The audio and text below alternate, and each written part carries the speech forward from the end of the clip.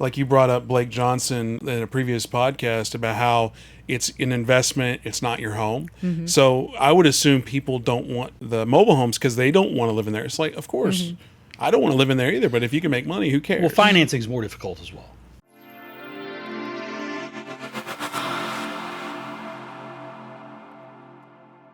Let's talk about sales strategy, because back in the day when I was really heavy retail, it was kind of, the rule was 21 days or 21 showings, whichever happened first. And then you adjust one of the 3 Ps, pricing, product, or presentation. And then you wait another 21 days or 21 showings.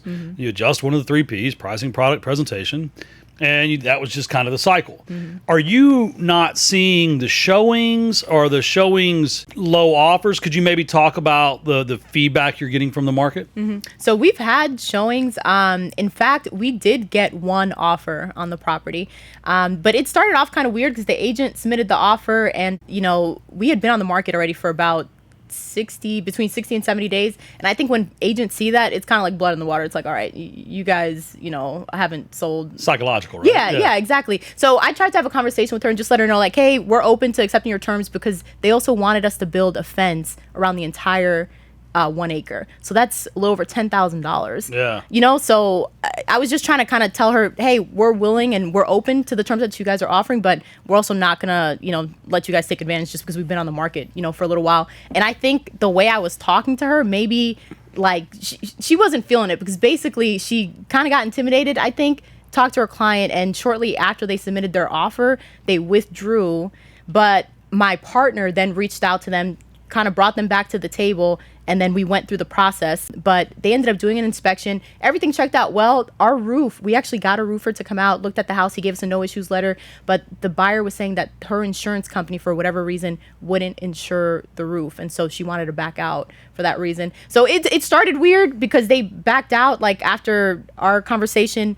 They came back and then backed out again because of the roof issue, even though we had a no issue letter and we were willing to give them $10,500 for, the fence. So Sounds like they just didn't want the property. yeah, and that's kind of the vibe, that I got. But since then, and kind of how you mentioned, every 21 days, switch something up. So we didn't have aerial pictures initially, so we went and did that. So I adjusted that. We got drone pics and all of that fun stuff. And also, I've just been blasting the area with a bunch of yellow signs, just, hey, owner financing, different things like that. So we've had people reach out for owner financing, and then also most recently a couple people interested in renting it out.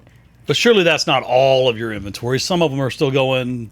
Yeah, some of the other properties, and that's why now and going forward, I'm just trying to stick closer to DFW. It's another property that we purchased in Waxahachie, mobile home on 2.5 acres. I like flipping mobile homes. I started doing that not too long ago. A lot of people are afraid of those just because they're almost like good money, though. Yeah, and people don't realize that they're scared of them, so they avoid them. But yeah, so we bought one Waxahachie, and for whatever reason, that one was taking a little longer. Is it that they're scared of them, or is it because there's a stigma? Because, again, it goes back to that whole, like you brought up Blake Johnson in a previous podcast about how it's an investment, it's not your home. So I would assume people don't want the mobile homes because they don't want to live in there. It's like, of course, I don't want to live in there either, but if you can make money, who cares? Well, financing is more difficult as well. Okay.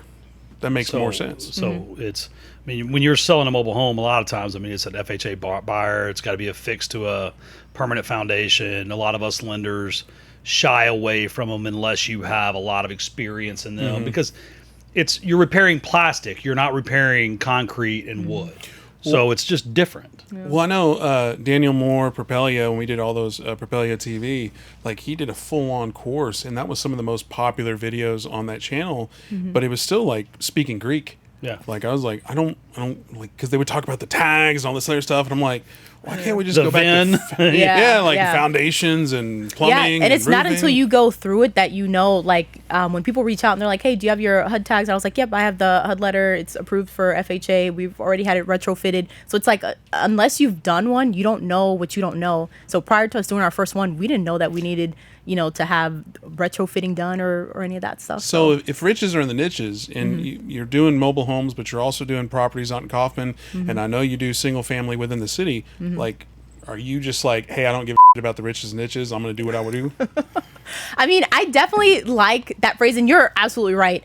So I guess with us, I don't know, whatever kind of pops up, we try and see what we can do, with the deal. So we had a mobile home pop up in Fort Worth, and I mean, that's kind of how we got into mobile homes. It's like, man, the spread it seemed awesome. We didn't want to just wholesale and sell it to someone else. So we're like, let's do this. Let's give it a go. Who is we? So I have a virtual assistant that helps me, but then also from time to time, I partner with other investors too. Gotcha. Yeah. I didn't know if it was like the royal we, if it was a husband-wife team. Oh yeah, no. Mouse in your I'm single. pocket, it's or partners, business. I asked her out once. She said no. I was like, we could be a power couple in the real estate space. She's like, nope.